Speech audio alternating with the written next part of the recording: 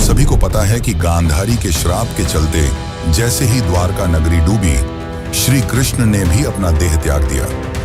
पर क्या आपने कभी सोचा है कि श्री कृष्ण की प्रिय, उनके दिल के सबसे करीब राधा रानी की मृत्यु कैसे हुई? आखिर उनकी अंतिम इच्छा क्या थी और उन्होंने श्री कृष्ण से ऐसा क्या मांग डाला जो आज भी चर्चा का विषय है? ये एक ऐसी प्रेम कहानी है जो समय से भी परे है। ये वो बंधन है जो तन से नहीं, आत्माओं से जुड़ा हुआ है। तो दोस्तों, आज हम जानेंगे राधा रानी की मृत्यु का असली रहस्य और उनकी अंतिम इच्छा की अनसुनी मगर रोचक कथा जो आपको हैरान कर देगी। आज की वीडियो अत्यंत ही ज्ञानपूर्वक और प्रेरणादायक है, इसलिए इस कथा और इस रहस्य को समझने के लिए वीडियो को पूरा जरूर देखें, क्योंकि इस कथा को पूरा सुनने से आपका जीवन सफल हो जाएगा। तो चलिए इस रहस्यमयी कथा को शुरू करते हैं। लेकिन उससे पहले अगर आप चैनल पर नए हैं तो वीडियो को लाइक करके चैनल को सब्सक्राइब जरूर कर लें और कमेंट में लिखें राधे राधे। बरसाने की वह पुरानी पगडंडियां जहां पर कभी श्री कृष्ण अपनी लीलाएं किया करते थे, आज भी वहां एक गूंज बाकी थी, प्रेम की, हंसी की, बांसुरी की और उस दुख की जिसने युगों से प्रेमियों को जिंदा रखा है। पर इस कहानी की शुरुआत न तो बरसाने की उन गलियों से होती है और न ही वृंदावन से। इस कथा की शुरुआत होती है एक कुंज से, जहां वृद्धा हो चुकी राधा अपने अंतिम समय की प्रतीक्षा कर रही थी। अब वो पुरानी वाली राधा नहीं रही, अब वो वृद्धा हो चुकी थी। उनका शरीर झुक चुका था, लेकिन आज भी उनका हृदय उसी किशोरी राधा का था जो केवल श्री कृष्ण के लिए धड़कता था। उनके चेहरे पर झुर्रियां आ चुकी थीं, लेकिन आज भी जब कोई बांसुरी बजाता तो उनके चेहरे पर रौनक आ जाती, एक हंसी सी छा जाती, मानो पुरानी यादें ताजा हो गई हों। कृष्ण जब मथुरा छोड़कर चले गए, तब उनके वियोग में राधा ने न तो किसी से विवाह किया और न ही कहीं आश्रय लिया। वे अकेली ही वृंदावन के एक एकांत कुंज में रहने लगी।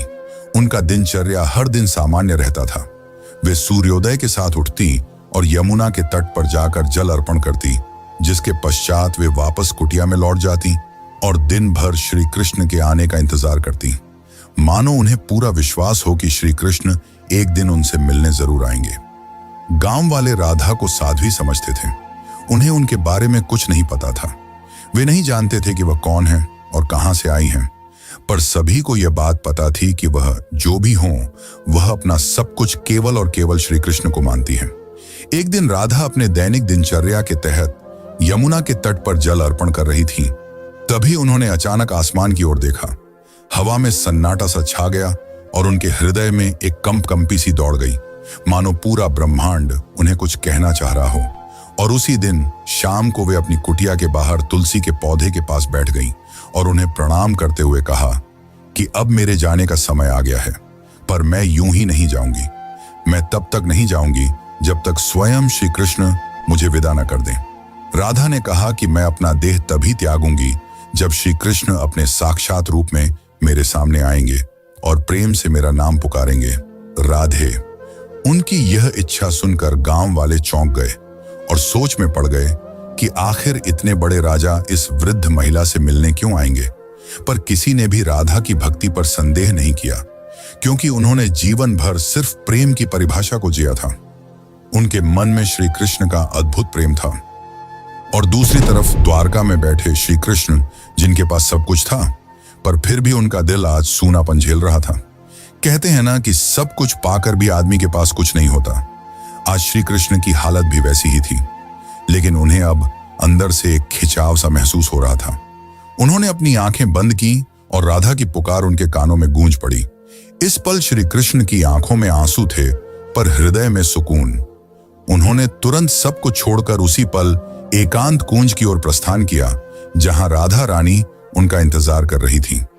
जब श्री कृष्ण वहां पहुंचे तो राधा कुटिया के बाहर तुलसी के पेड़ के पास बैठी हुई थी। उनकी आंखें बंद थीं और वे ध्यान में लीन थीं। कृष्ण ने धीरे से कहा, राधे। यह शब्द सुनकर राधा की आंखें खुली और उनके चेहरे पर एक चमक छा गई।